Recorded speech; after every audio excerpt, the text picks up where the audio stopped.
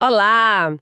Hoje a gente vai analisar um material sobre um assunto assim pesado, literalmente. Literalmente. Estamos falando da movimentação de chapas de rochas ornamentais, mármore, granito, coisas enormes, onde um errinho pode ter consequências gigantescas. Com certeza. A nossa fonte aqui é a norma regulamentadora 11, a NR11, e o anexo 1 dela, que é tipo o manual de regras para essa operação toda, e a gente vai tentar responder uma pergunta que é crucial, né? O que a lei realmente quer dizer com trabalhador treinado? É só sentar numa sala por umas horas ou tem algo bem mais profundo por trás? Essa é a pergunta central. E a NR11, é bom dizer, não é só para evitar multa, sabe? Ela é um verdadeiro projeto de engenharia de segurança. O objetivo final é um só: garantir que o trabalhador volte para casa inteiro no fim do dia. Sim. E embora esse anexo seja bem específico para o setor de rochas, o modelo de capacitação que ele descreve ele é uma aula de como construir competência em qualquer atividade de alto risco. É um sistema com etapas bem definidas, vai muito além de só ensinar a apertar o botão de uma ponte rolante. Certo, então vamos desmontar esse sistema. Pelo que eu entendi, a norma estrutura tudo em 3 grandes módulos de treinamento, né? Isso mesmo. A gente pode seguir essa trilha para entender a lógica?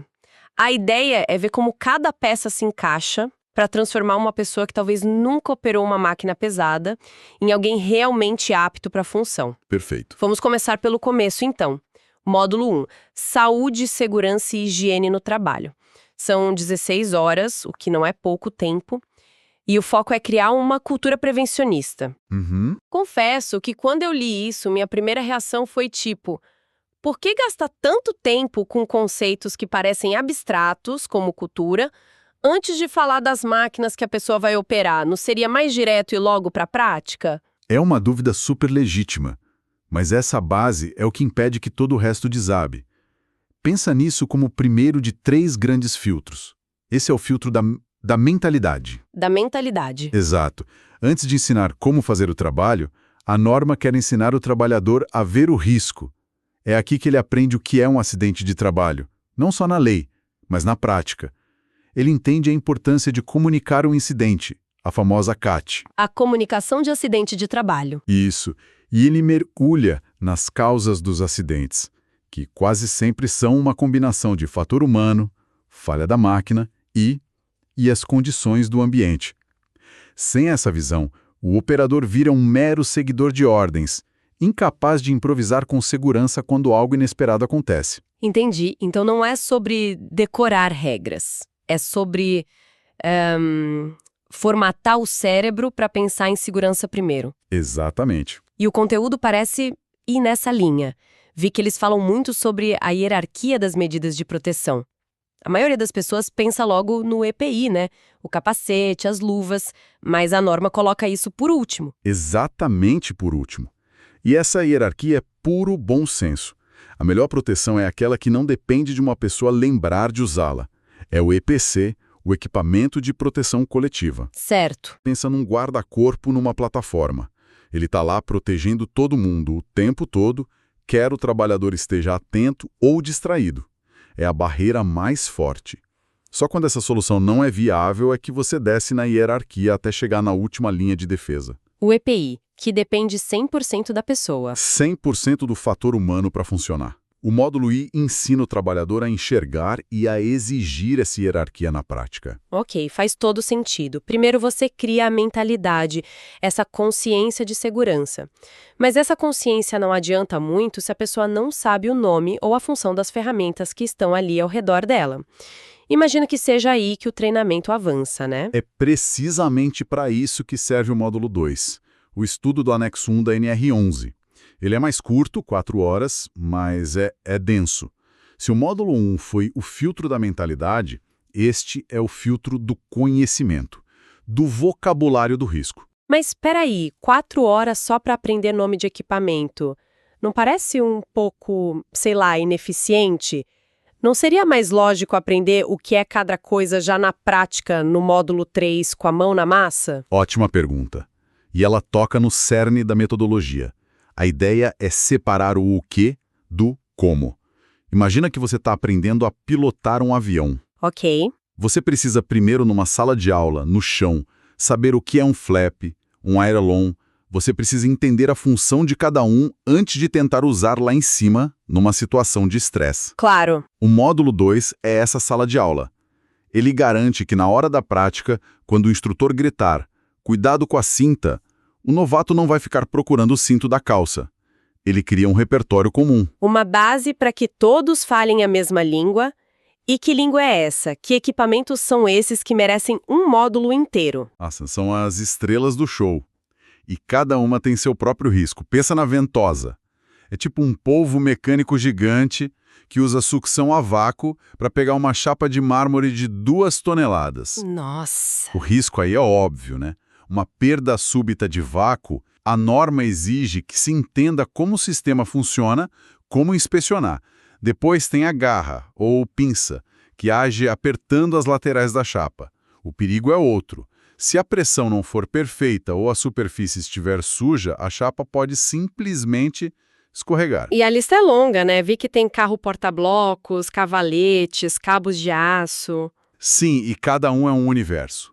Os cavaletes, por exemplo, parecem simples, mas se não estiverem em piso nivelado ou se a chapa for apoiada de forma errada, eles podem tombar, um efeito dominó devastador. Uau! E o mais importante, este módulo não é só sobre operar, é sobre inspecionar.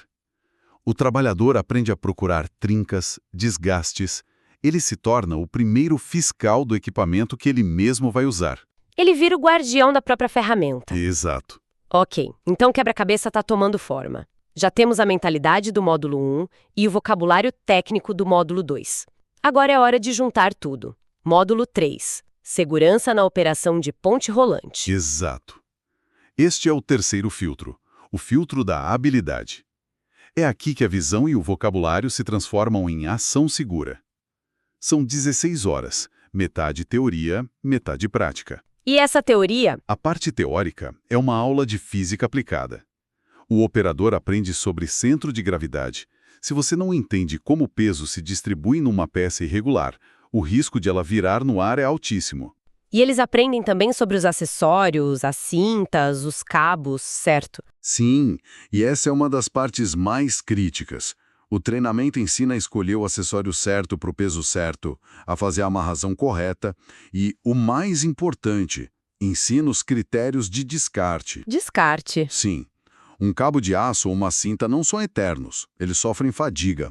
Eu já vi situações em que um cabo parecia só um pouco desfiado, mas na verdade ele já tinha perdido, sei lá, 30% da capacidade de carga. Imagina içar um bloco de 10 toneladas com um cabo que só aguenta 7. É um desastre anunciado. A física não negocia. E saber quando aposentar um acessório é uma decisão que, sem exagero nenhum, salva vidas. Nossa, isso coloca as coisas em perspectiva. Um detalhe que me chamou a atenção no conteúdo foi a ênfase na sinalização, a comunicação por gestos. É vital. Num pátio industrial, com barulho de máquina para todo lado, gritar não adianta nada. Pois é. Essa comunicação não verbal, padronizada, é o que permite que o operador da ponte lá no alto e a equipe no chão trabalhem em sintonia. Um gesto errado pode mover toneladas na direção errada. E depois de tudo isso, vem as 8 horas de prática. Mão na massa. E a norma é muito específica aqui. É prática supervisionada com no máximo 8 participantes por instrutor. Nada de turma gigante onde a pessoa mal toca no equipamento. Ah, agora a estrutura toda fez clique na minha cabeça. Então, tudo aquilo que foi visto de forma abstrata no módulo 1 e teórica no módulo 2 é finalmente testado na prática, com peso de verdade, com uma chapa de granito balançando no ar. É a prova final. Perfeitamente colocado. É um sistema integrado. Se um trabalhador falha em qualquer um desses filtros, o sistema todo falha. Isso me leva a outra questão, sobre a vida útil desse conhecimento. Depois de passar por essas 36 horas, por esses 3 filtros, o trabalhador está liberado, o certificado vale para sempre? De forma alguma. A capacitação não é uma foto, é um filme. É um processo contínuo.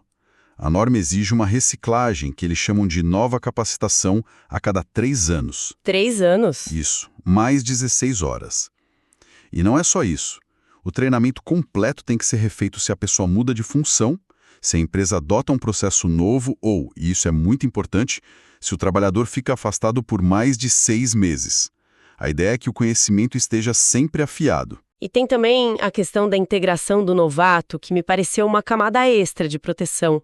Não é só fazer o curso e ser jogado na linha de frente, né? Não mesmo. Existe um período de orientação em serviço, mínimo de 30 dias. É tipo uma residência médica. Mesmo já certificado, o novato trabalha sob a supervisão direta de um colega experiente. É a ponte final entre o ambiente controlado do treinamento e a realidade da produção. Essa mentoria de 30 dias parece ótima no papel, mas no mundo real, com meta de produção apertada, isso não vira só um proforma. O que impede um supervisor de simplesmente assinar o papel e deixar o novato se virar? É um risco real. E é aí que aquela cultura prevencionista do módulo I se prova. Se a liderança da empresa não comprar a ideia e não fiscalizar ativamente, a regra vira inútil. Mas a norma cria obrigação legal. Ah! Se um acidente acontece com um novato nesses primeiros 30 dias, a primeira pergunta de qualquer investigação vai ser: onde estava o supervisor dele? Isso cria um incentivo poderoso para a empresa levar a regra a sério. A responsabilidade é solidária. É um mecanismo de responsabilização. E para amarrar tudo, a parte geral da NR11 ainda exige que os operadores portem um cartão de identificação com foto que precisa ser revalidado anualmente, certo? Exato. E a revalidação desse cartão depende de um exame de saúde completo, custeado pelo empregador.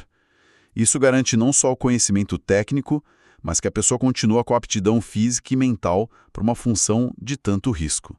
É a última verificação do sistema. Então, depois de desempacotar tudo isso, fica muito claro que a segurança nessas operações não tem nada a ver com sorte ou com bom senso. É um sistema, uma arquitetura de competências que vai da psicologia da prevenção ao detalhe físico de um cabo de aço. No final, o que essa norma sobre rochas ornamentais nos ensina é um modelo mental que serve para qualquer atividade de risco. É um tripé. Primeiro, crie a cultura certa. Segundo, conheça profundamente suas ferramentas. Terceiro, pratique de forma supervisionada até a excelência virar um hábito. Se uma dessas 3 pernas quebrar, o banco desmorona. Fantástico. E para fechar, fica uma provocação. O texto da norma diz que as instruções devem ser em linguagem compreensível e usar metodologias que facilitem o aprendizado. Isso é mais que uma sugestão, é uma ordem. Pensando nisso, a questão que fica é: como as empresas podem ir além de só cumprir a carga horária? Como elas podem garantir que esses conceitos vitais sejam de fato absorvidos, a ponto de a análise de risco e o procedimento correto se tornarem um reflexo, quase um instinto, na rotina de cada trabalhador, dia após dia?